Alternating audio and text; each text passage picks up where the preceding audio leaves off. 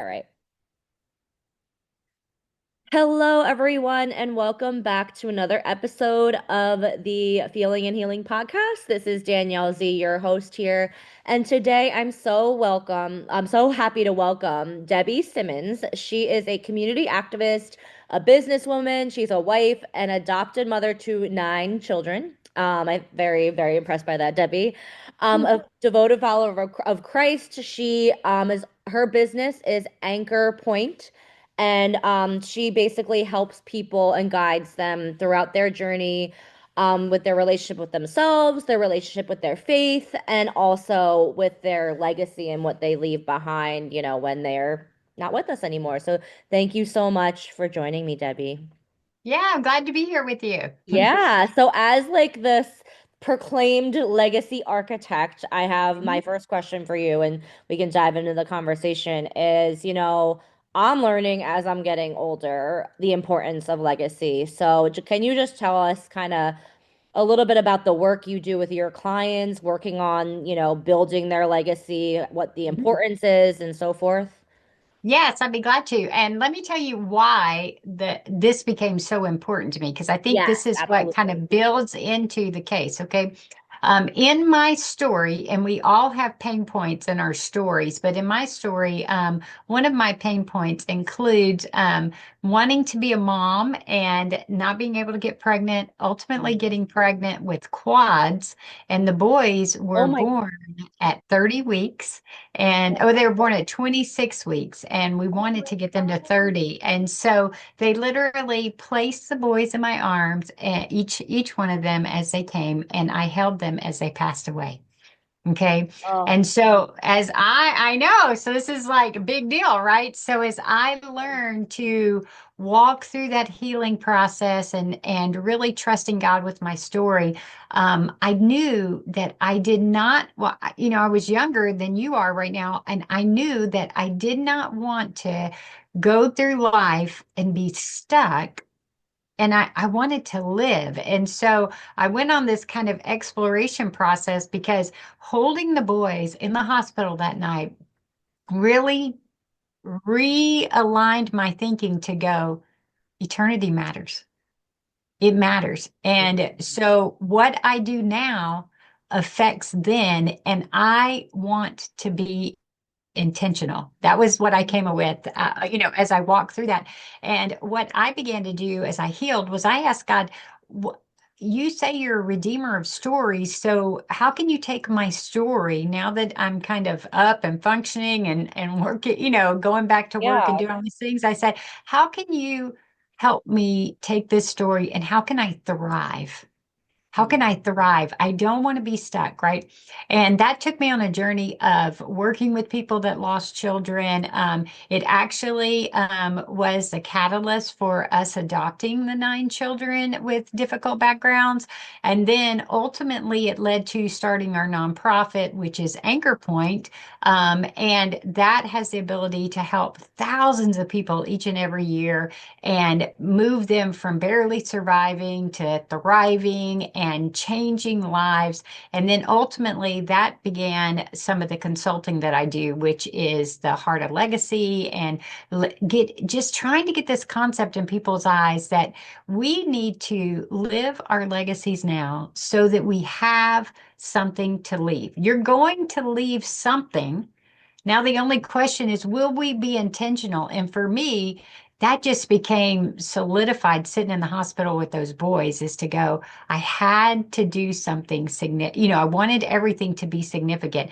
And I get very excited about the fact that Anchor Point, the nonprofit, is going to be here long after I die.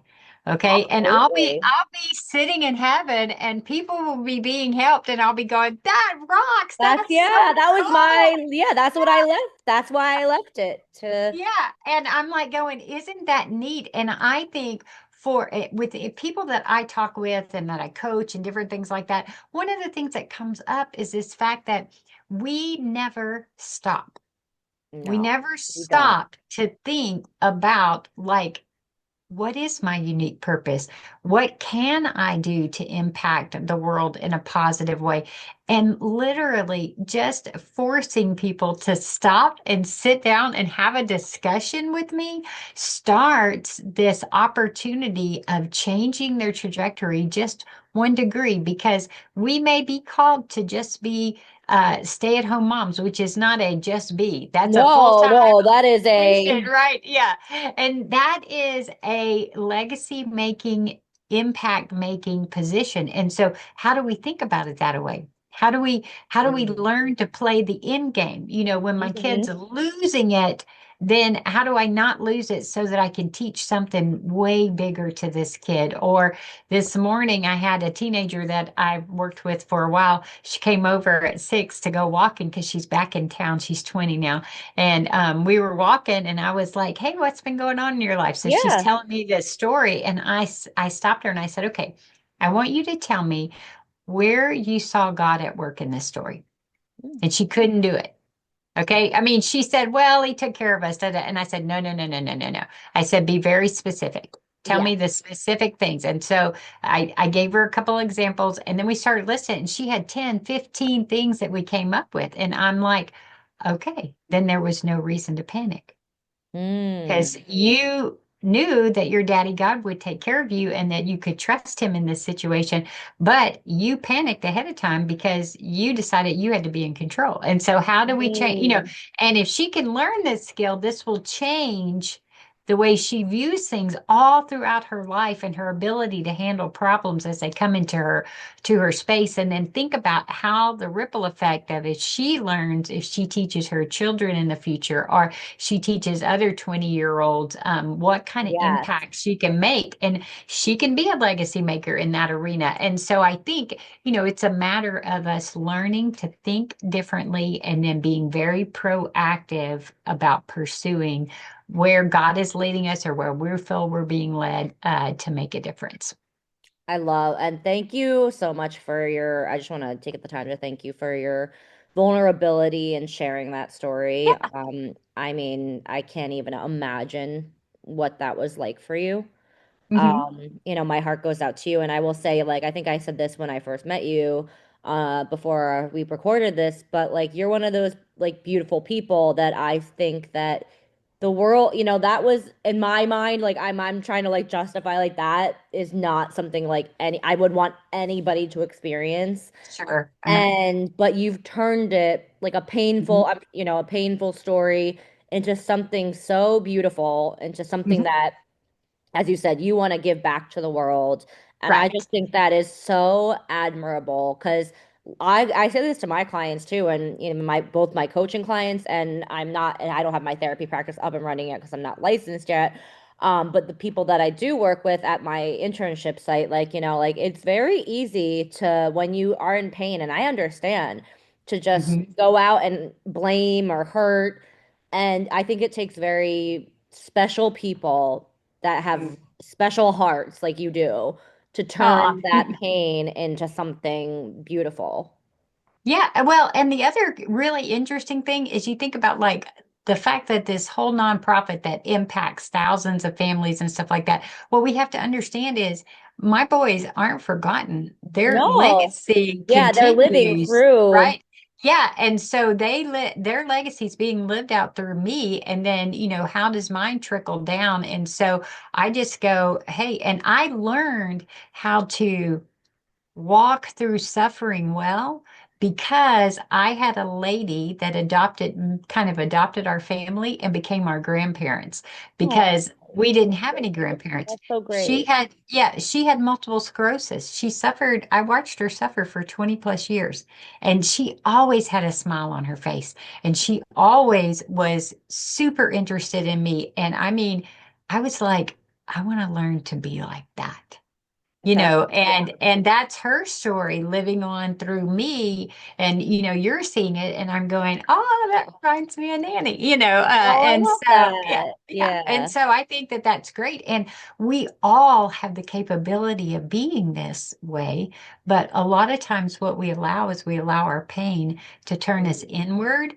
And what I try and teach people is, when we allow our pain to turn inward, the number one question that we ask, almost all of us, is why? Why Mm-hmm. me? Why Yes. my boys? Why now? Mm-hmm. Why this? Mm-hmm. And I really I struggle with that in the hospital room because I'm like, why? And God's like, you need to give me your why. And I fought it. I was like, no, you don't understand, God. God of the universe, you don't understand. But I was like, the why was all that I had left. It Mm. was all I had left. And I was like, if I can just get this answer, then I can figure my way. But the truth Yeah. is, why turns me inward? It isolates me and it keeps me stuck. Because Mm. even if God Himself would have showed up, stood in front of me in that hospital room and told me the reason, do you know what my very next question would be for Him? What, once again, why? Why? Yeah, Because it's exactly. not, there's Yeah, no exactly. Even if answer. you have the answer, the next answer is, all right, why? Yeah. Yeah, Yeah. there's no satisfactory answer. So you and I cannot move forward unless we are willing to lay that down and ask the question of, how do I survive? Because how do I survive means that I'm going to start moving and I'm going to move in a positive direction. And as I do that, God meets me, shines the path at my feet. I do it again. And that's how faith is built. Your faith muscle is built. And then you get to a place where you're doing pretty good and you can change your question to how do I thrive, right? And Yeah. that's when the magic happens because he's going to take that painful story, redeem it. I can think of just in Anchor Point, we do a lot of work with sexual abuse, abortion recovery, general trauma, and stuff like that. And these people, as they work through their pain, lay down their why, and they begin to make their way, I'm like going, you just have a unique opportunity to impact people who've been in your situation because you are on the other side and you can still smile and you can still breathe. Absolutely. And God wants to use that story. So we're going to tell your story. And when we start to do that, when they start doing that, just people just break down and cry and Sure. freedom happens and then this is their legacy building opportunity is to take what Satan meant to shame you and to derail you and to take you out and let God just turn that around for his good. And so that's just been my journey. And I think, for me, now it's like, I'm older than you, and I'm like, okay, I want more people to be thinking about what are we uniquely put here for? What Hmm. has God given us for our passions and our desires? And how can we be strategic about living those out? We get busy with children, we get busy with life, we get busy with careers. But if we're not seeking out that kind of passion in everything some way, then at the end, we'll just have a tombstone and there was nothing significant in the dash, right? Between the years. Yes. Yeah. And that's what we want to make sure doesn't happen because we are all there's so much value in each one of us, and we Absolutely. can be impact players. And so I usually take us through a bunch of assessments and different things and look at like, what are we doing spiritually? What are we doing mentally? What are we doing physically? What are Mm. we doing emotionally? And then what are we doing missionally?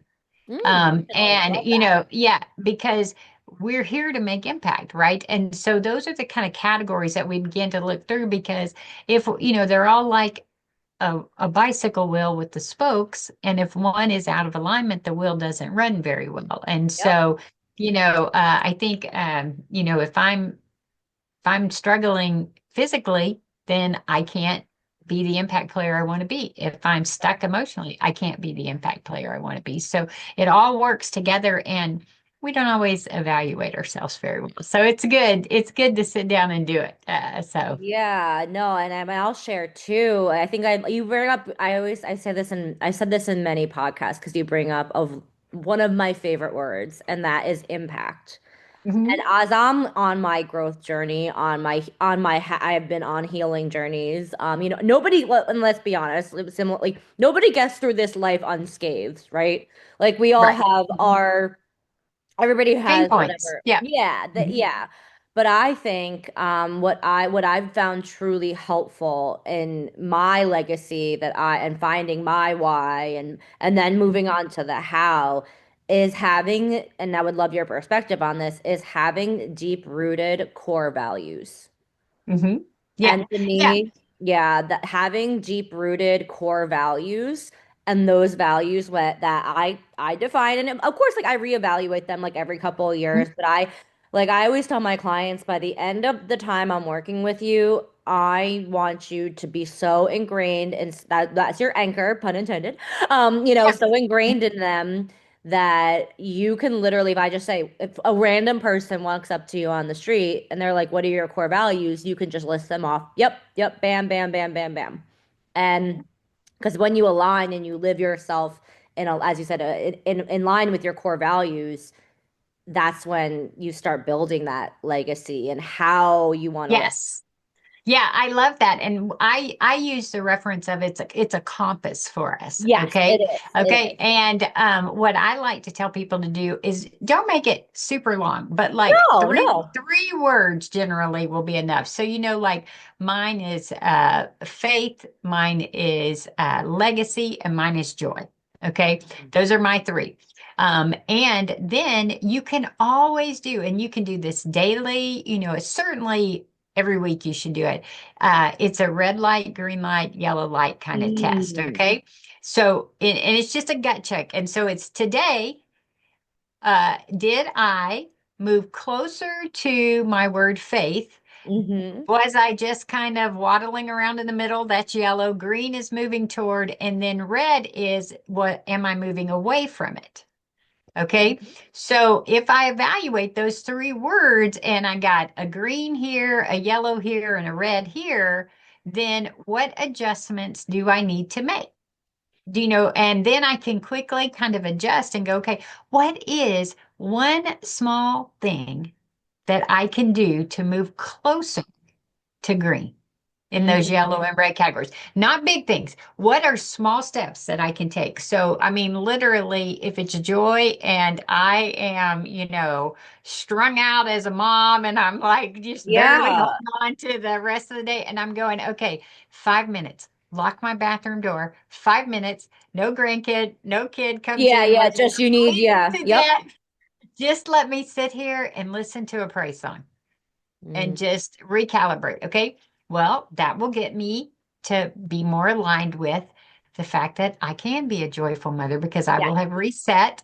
And then it moves me along in my faith one too. And it moves me along in the legacy one because I don't want my grandkids to, or my kids to experience me going, "Rah," Yeah, and yeah, being, being in a reactionary. And like I yeah. also too want to normalize, and I actually just had a conversation with a friend this morning about this because it of over text. I just want to say like we're all only human, right? We're not Yeah. saying, like don't process your emotions, don't have a reaction, but I think it's in that pause moment where you reevaluate, like Mhm. that's when you're like, okay, like I can shift the next Yes. the step, Yeah. you know, the next For step here. sure. Yeah. So what I do when I'm working with parents and stuff like that is, our kids are wonderful at hitting our buttons, right? Okay. Oh, they And are. Yeah. setting I us mean, I don't up. have Okay. children, but I hear that they are. Yeah. Well, I ended up with 9 because God thought I needed a lot of work. Yeah. But what I found is that when a child is losing it and I began to feel agitated Mhm. or upset or I'm getting angry or whatever, all I need to realize is I have just entered into what I call our shark waters, okay? Mhm. And that means that I feel like it's like Jaws. Dun, dun, dun, dun, dun, dun. I'm going Mhm. to die if I don't eliminate this threat, right? Okay. So my amygdala is lit up, all right? So all my child has done is found a place of woundedness in me that needs healing. Yeah. Okay. So I just go, hey, show me where it is. I need to go work on it. Then I could come back and be the mom. Because what that kid needs more from me in that moment is for me to be fully present. But now I am in my history. I am like I'm like lit up with my history, right? Okay. And I got to go deal with and process that so that I can be fully present with this kid. Because what this kid needs me to be able to do is to see their preciousness while they're losing it and to go, hey, buddy, I'm here. and Mm-hmm. they are screaming or they're doing whatever they're doing. And what I need to be able to hear them say is, Mom, our boss, our friend, I need you now more than ever, but I don't know how to tell you.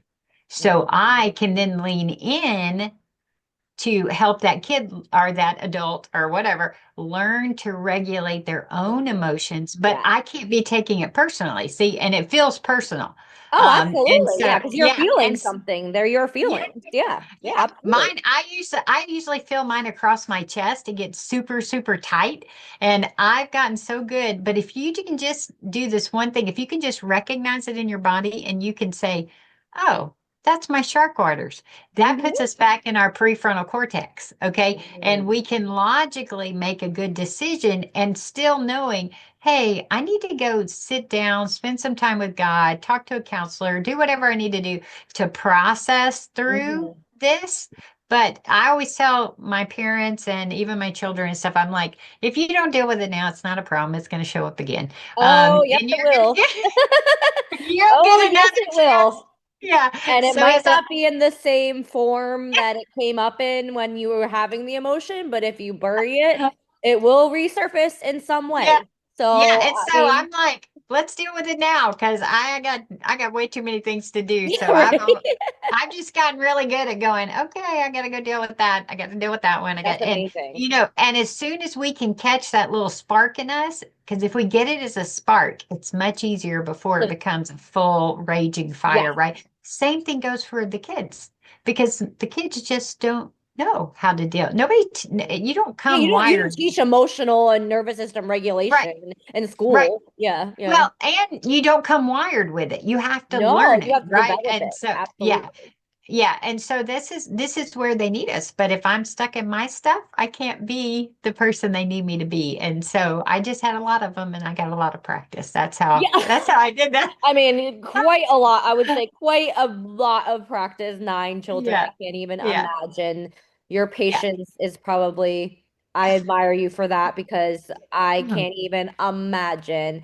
But I love that you also like, and that's another thing I actually been saying to, I actually had a discussion with my therapist yesterday about this, that I always thought the real like flex in life and the real like, if you had this like you were great was mental flexibility, like the ability to like pivot and be agile. But as I'm learning and as I'm on my own journey, nervous system slash emotional regulation, I feel I'm in that realm now. I'm like, because if you are regulated, that is the biggest gift you can give to anybody Yeah, around you. Because yeah. you're not only do you feel great, you're Hmm. showing up as your core self. You are calm. You're not going to be in that reactive, that shark water Sure. danger, Hmm. danger. And I'm just like I said, we're all only human, right? Like, and Yeah. also too, I know and you know, I mean, you mentioned the brain. I'm always very interested in the brain. Like our emotional sides of our brains move quicker than our logical sides. It's just the way we're wired. Like Hmm. I'm gonna have an emotional reaction to something before I sit back and say, well, it didn't make sense logic. I just know that about myself. So that's Hmm. why I think also too, it is so hard and as you said, like to work with children, especially I always say emotions are going to come. They're like Yeah. waves. They're in motion. They're energy in motion. Hmm. But it's our job to build up the skills or what have you to Yeah. manage. Yeah, for sure. And I go, hey, one of the really cool things is the more I can learn to master those, the Yes. better. So here's my number one thing that I say all the time. My staff would tell you, they did a video one time on common things that I say, and this was one of Oh, them. I love it. You have like a And quote reel. yeah, yeah. And they're like, what does Debbie say? And one of them goes, I need you to breathe. Mm. I need you to breathe. And the reason that breathing, if you can just get breathing right, this is just a cool tip. If we get a deep breath in and down, what it does is it regulates your system, but it takes you out of the amygdala into the prefrontal cortex. Mm. Okay. The amygdala is the center of the emotions. The emotions can get lit up by smell, sight, Oh, and absolutely. and a lot of it bypasses your logical part of your brain goes because it's your safety thing. Absolutely. Yeah, If you yeah. had a bear in front of you and you need to run, you don't need to have a conversation going, I wonder if that's a Do good I think, idea. yeah, If I how need to am do I that. feeling Yeah. right now about this bear in front of Yes. me that's I gonna attack just me? need to run, right? Okay. So that kid losing it in front of me feels like a bear in Mm-hmm. my body, right? And if I can Absolutely. breathe and get the prefrontal cortex kicked back in, then I can go, that's not a bear. That's Yeah. just my grandkid, and so then I can do it. So a lot of us, if we would just learn to take one good deep Deep breath in through breath. the Yeah. nose, out through the mouth, two, three Hmm. times, and then we will always guaranteed make a better decision. Oh, Always. yeah, I always say too Yeah. about breath, especially, and I like to use like I call them micro moments throughout my day to do exactly that. Like Yeah. pause, like breathe, like stretch, whatever works for you. I Yes. mean, like, Mhm. like I'm just using simple things, but if you just take little moments throughout your day to Mhm. do those things and not just be, and also too, you made a great point about too, like about like, your grandkid and like a bear, like unfortunately, we're in a system where notifications on our phone, emails, text messages, Yes. calls, social media, we're always overstimulated, and that's not. I mean, I Yeah. don't think our bodies and brains were built for this. So we're Sure. always in like that. Our amygdala is always firing because we don't know if it's a need, like, like I'll use this example, and I don't want to get too like crazy, but it's like sometimes if you hear like a firework or something, it could be a firework, or in this society, unfortunately, it could also be like a gunshot, and you have a Yes. reaction to that, and Sure. Mhm. like that's just the way our society is. So that's why it's even more important to work on these tools that I think we're talking about because Yeah. we live in a society where like a ping from your phone could put you in fight or flight. Right. Yeah. And, we all have, I'm 50 something and I got a lot of history, right? So I got a lot of things where Of course, things could have yeah. been set off and stuff like that that I've got to learn. I just learned something the wrong way. And I need to relearn it. And so the one beautiful thing about the brain is the brain can be rewired, It is and we can do neuroplasticity. that. Yeah, and we can do that. And so, the joy of teaching children this is that maybe they won't have so much rework to do like I have to do, right? And but I mean, we look at that like with prematurity and stuff like that, that kids that are born premature or the mom had a lot of stress in pregnancy that translates into cortisol on the baby when Hmm. they're born, Hmm. elevated cortisol, which puts them in an agitated kind of state. And there's things that we can do to get their trajectory back online, but we have to start working at it as soon as they're born. And so, Absolutely. Yeah.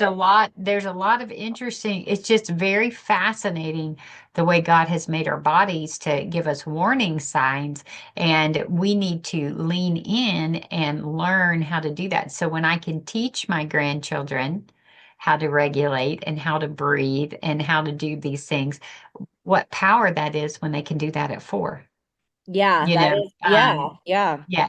That's And like amazing. we were on a cruise with one of them and they were going to be in the little ice show and they needed but they decided 3 seconds before they're supposed to get on there that they were scared of clowns now and that they weren't going to go. And I'm like, no, no, no, no, no. What do we do? I need you to breathe. I'm like, Yeah, hurry up, like, chicken. yeah, We like, got to yeah. be in the show. And then I say, what do we say? Jesus, help me. Jesus, help me. I said, Oh, you got this. You can do yeah, this. And I she got love on there and that. she did it, right? But she's learning that at 4, right? That she doesn't have to freak out. And then when she got done, she was like, I like I did, clowns now. yeah, And like I I'm did like, it. yeah, Yeah, I did it. exactly. Yeah. Like, Yeah. And so she was so excited. But I'm going, if she can learn to master this at 4, that's her life yeah, will be way easier than mine has been. And what an impact she can make, right? And so I just find it fascinating to be able to be a part of that process with them.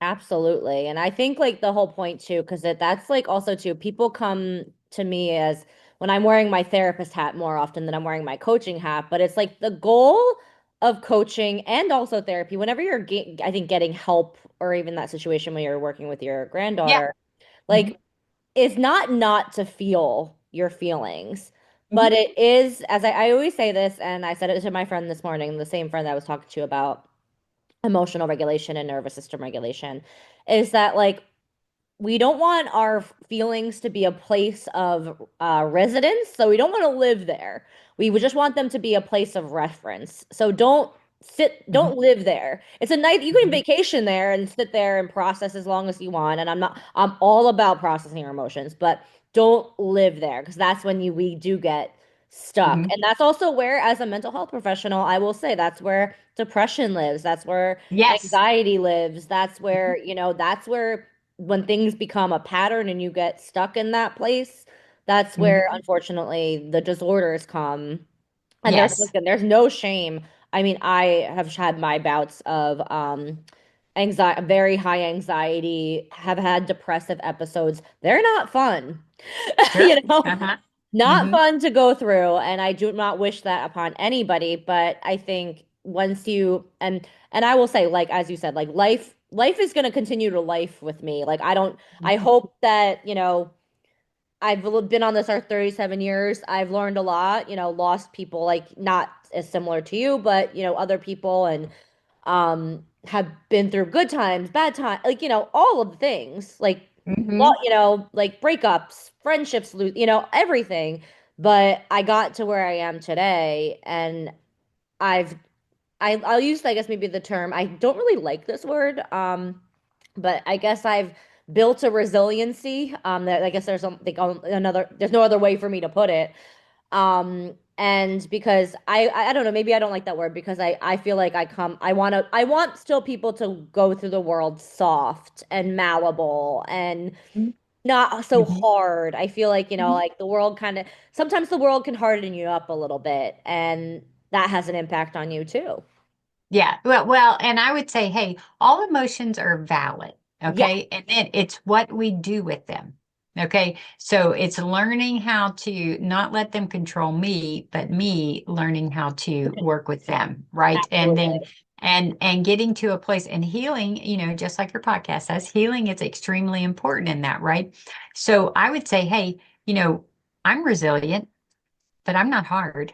No, And so no, yeah. resilience doesn't have to make you hard, but it should bring out in me this heart of compassion. Mhm. That now, will I let you just get away with things? No, I'm going No, to call you on the exactly. carpet, but I have this huge heart that can still connect with you and pull you along because the truth of the matter is we're built to live in community with each other. And so Absolutely. I Yep. am blessed because I had people reach back, grab me, and bring me along. And then I get the privilege of reaching back and bringing people along.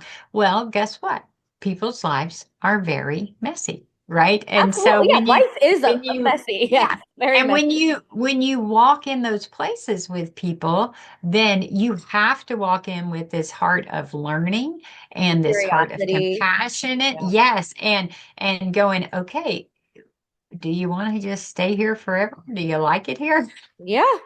And And if I you will, don't, if you like it here, we can talk for a little bit, but I got to go find someone else I can help move. And that's okay because yeah, yeah, that's just the when way. you're ready to deal with it, you're going to deal with it. So you either like where you are or you don't like where you are. And if you don't like where you are, then let's figure out how to move and get to where you want to be. It's the same conversation about legacy. It's just you're in a different stage. You're not in a recovery stage. It's like legacy is legacy over success. So it's going from success to significance. Ooh, I Okay. love that. Yeah.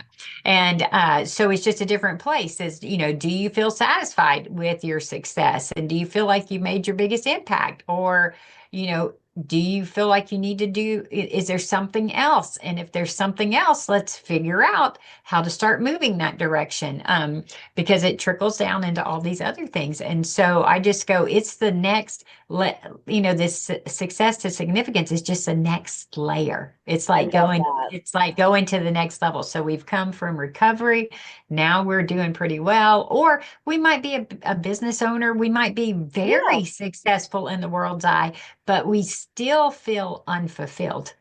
And if that's the case, then what does it take to feel fulfilled? Let's look at what that is and Mhm. let's figure out how to get there because that's your legacy sweet spot and that's what we want to be building. And so that's how we kind of move around in those things. So you got to Yeah. do some healing, you got to do that. Your compass words, are your value words are very, very important. You can do those quick shifts on those to make some adjustment and then you just ask the question is what is it that I'm here for? And Yep. that will help us move in the right direction. And it's fascinating. Everybody is different. Oh yeah, Everybody is unique, right? And everybody's absolutely. legacy journey is special. But we don't want to miss it. And we don't want to just be at the end and have people going, Yeah. she was nice. She was a nice lady. I'm going, no, thousands of people were impacted, and all these Yeah. lives were changed. And that's what we want to be about because then we leave the world a better place. If we were all doing that, we'd all leave the world a better place. And that's what I think the world needs a lot of now. I wholeheartedly agree Yeah. with you. And you Mhm. are an inspiration. And I just want to, just reiterate like that your story is so inspirational that like you can, that's what I think another like like a lasting message I want to leave on people is that like you said a great point. Like you actually, I noticed that you said this because I pay attention to words. Being a therapist and a coach, I'm very like I'm very observant of, or excuse me, I don't know, listening. I was I'm perceptive to words. Yeah. And you said that we have to work with our emotions, and I love that you said that because we cannot control them. Hmm. And you, as you said, we have to work with them, and that is so, so true. And if you, so our emotions, as you said, are signals, but like I think it is what you hit the nail on the head is like that feeling of fulfillment. Like we are basically always, in my mind, whether it be the capitalist society that we live in, whether it be status, whether it be connection, we're chasing a feeling as these Hmm. as humans in these human bodies, right? And if you can align what you're doing in your life and to make a positive impact on the world, and then you also fill your cup, Hmm. Yeah. I think that's amazing, And if you can really find that alignment, that's when the magic happens. Yeah, I think so too. Yeah. And I don't know if I told you, I have my book is a gift to your listeners. Yes, yes, They can just go to theheartoflegacy.com and they yeah. can get it for free. It's called The Heart of Legacy. I And love that. it is about living a focused, faithful, and fearless life. So if someone is like going, I don't quite know how to do this. It's a great book. It tells my story in more in depth, but the whole center Yeah. section is about how do I do this? How do Yeah, I the do this? how, And not yeah, the why. Going from, yes, yeah, the how. yeah. And it's just a great way to, it's a great next step if you don't have any idea how to do this. Is Yeah, to and I will, just listen to the audio or read the book, and it'll give you wonderful ideas as to next steps. yeah, I will definitely leave Debbie's book Yeah. information in the show notes so everybody can access that. And thank Mhm. you so much, Debbie. This has Yeah. been such an enriching conversation, and thank you for sharing your amazing story and for the work that you do. Um, I just think that, you're, as I said, you're an inspiration to me. I hope everybody's inspired by your story, and thank you for everything. Yeah, I enjoyed it. Enjoyed being with you Yeah. guys. Thank you, everybody. As per usual, you can find the Feeling and Healing podcast on YouTube as well as Apple Podcasts and Spotify.